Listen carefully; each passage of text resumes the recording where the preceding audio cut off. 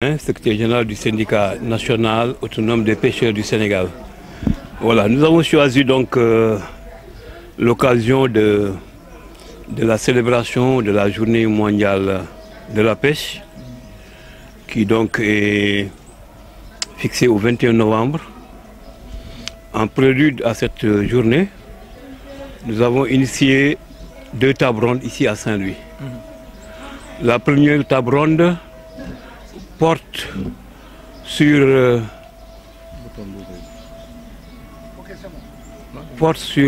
la pêche et la migration irrégulière. La deuxième table ronde porte sur la pêche et l'exploitation offshore du gaz et du pétrole. Parce que nous considérons que c'est des questions d'actualité, c'est des questions qui aujourd'hui, au-delà de tout ce que nous avons toujours connu,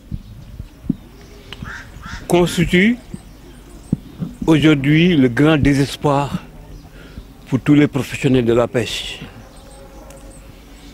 Si on analyse de près la migration dans sa forme actuelle, on est désespéré.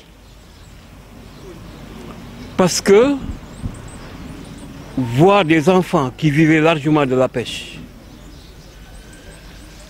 abandonner leur outil de travail, abandonner leur métier, abandonner leurs épouses, leurs enfants, leurs pères, leurs mères, pour se jeter sur la route des îles Canaries à la recherche d'un hypothétique Eldorado, cela doit inquiéter. Cela doit inquiéter, d'autant plus que cela est accompagné d'un drame incommensurable. Des pirogues remplies à flot, ayant à bord 100, 200, 250 personnes qui quittent nos côtes, qui s'en vont s'engloutir dans l'océan et dont on ne retrouve plus aucune trace. Nous sommes capables de dénombrer plus de 10 embarcations comme ça, qui ont quitté nos côtes, qui sont parties. Certaines depuis 1 mois, d'autres depuis 20 jours, et dont on n'a plus aucune nouvelle. Et cela n'inquiète pas. Cela n'inquiète pas. Nous pensons que cette manifestation que nous organisons en prélude à la journée mondiale de la pêche est pour nous l'occasion de lancer un ultime appel à nos autorités. De lancer un ultime appel à nos autorités pour les sensibiliser par rapport à la question de la pêche, pour les mettre face à leurs responsabilités. Si les professionnels de la pêche en sont réduits à cet état de fait, c'est parce qu'il y a le désespoir. Et ce désespoir, il appartient à l'État de faire renaître ce désespoir, de faire renaître l'espoir.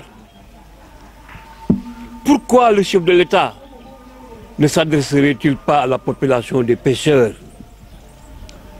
Voilà 3-4 ans qu'il nous avait promis un conseil présidentiel.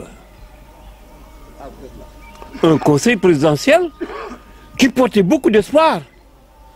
Nous savons que vu l'importance de la pêche, qui est la première source de devises pour le Sénégal, la pêche qui crée plus de 2 millions d'emplois, la pêche exerce plus de 30 000 pirogues, chaque pirogue est à une entreprise. Nous pensons que l'importance de la pêche devait amener nos autorités à s'inquiéter, à s'alarmer, à appeler à une introspection. Depuis 4 ans, on nous promet un conseil présidentiel. qui portait tous nos espoirs, on pensait qu'au-delà de ce budget minimaliste de 40 milliards qui ne peut pas faire avancer la pêche, qui ne peut pas gouverner la pêche, le chef de l'État aurait fait un effort en mettant les moyens nécessaires à la disposition du secteur de la pêche. Malheureusement, cela n'a pas été fait. Justement, parallèlement, il y a également les autres contraintes liées à l'exploitation des hydrocarbures, mais également à la question de la pêche. Oui, mais je veux finir d'abord par la migration. La migration, elle est grave. Elle est lourde de conséquences. Et nous avons les solutions. Nous avons les solutions. Ce n'est pas des réprimandes.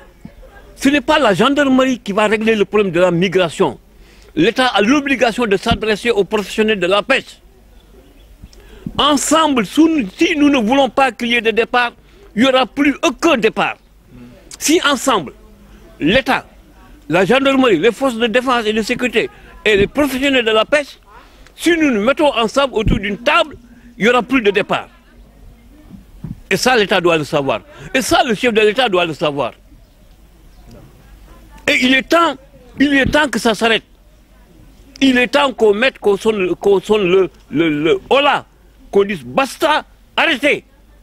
Aucune pirogue ne doit plus quitter nos côtes avec des enfants sénégalais qui vont à la mort, qui vont dans un avenir incertain, ou qui vont même, quand ils arrivent en Espagne, qui vont aller servir dans des plantations comme des ouvriers irréguliers. Je ne veux pas nommer le nom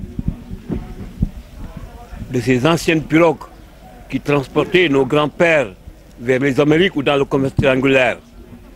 Mais ça doit s'arrêter, on doit dire basta. La deuxième journée portera sur, effectivement, la pêche et l'exploitation offshore du gaz et du pétrole dans un contexte de changement climatique. À nos inquiétudes vient s'ajouter maintenant le problème du gaz et du pétrole, qui commence très mal, parce que le gaz vient pour concurrencer la pêche. Le gaz, le pétrole, l'exploitation offshore vient pour concurrencer la pêche, dans la mesure où on commence d'abord par implanter les plateformes sur les sites, sur les récifs où habitent les poissons. Comment peut-on implanter une plateforme sur un récif où habitent les poissons et on dit aux pêcheurs, n'approchez plus de cette zone sur 500 mètres de rayon? Mais cela veut dire que le pêcheur, même s'il va en mer, même s'il fait une journée en mer, 2 journées en mer, il n'aura plus le droit d'accéder aux poissons. Il va tourner en rond pour revenir. Et cela augmente à l'immigration clandestine. Cela augmente au désespoir. Nous ne disons pas aux autorités, n'exploitez pas le gaz. Nous ne disons pas aux autorités, n'exploitez pas le pétrole. Mais le gaz, le pétrole ne doivent pas nuire à la pêche, qui est notre première source de devises. Le gaz, l'exploitation du gaz, du pétrole, ne doit pas mettre en péril ces 2 millions de personnes qui vivent de la pêche. Allons continuer de réagir. Pourquoi ces installations, on ne peut pas les démanteler? Pourquoi on ne peut pas démanteler ces installations? Ces installations ont été installées injustement. Injustement. Quand tu occupes injustement le terrain de quelqu'un, mais c'est les autorités, c'est la loi qui te demande de déguerpir. Et tu déguerpis. Je considère que BP doit déguerpir de Diatara. BP doit déguerpir de Diatara. Diatara est un patrimoine mondial. Diatara est un récif corallien. Corallien, où il y a des richesses, même peut-être plus importantes que le gaz. Mais combien coûtent les corails sur le marché mondial? Nous savons ce qui se passe. Nous savons ce qui se passe. Donc, en plus du poisson, en plus du corail, en plus de toutes ces richesses cachées au fond de Diatara, nous continuerons, nous, de nous battre pour que BP désinstalle sa plateforme et la mette ailleurs. Le gaz a été trouvé à 120 km. Ils ont installé leur première station de traitement à 80 km. Mais entre 80 km et 10 km, Ils avaient suffisamment d'espace et suffisamment de distance pour installer leur plateforme. Pourquoi ils n'ont pas installé à 70 km? Pourquoi ils n'ont pas installé à 60 km? Pourquoi ils n'ont pas installé à 50 km? Pourquoi étaient-ils obligés de venir installer leur plateforme sur Diatara? Pourquoi? Il faut qu'on réponde à cette question.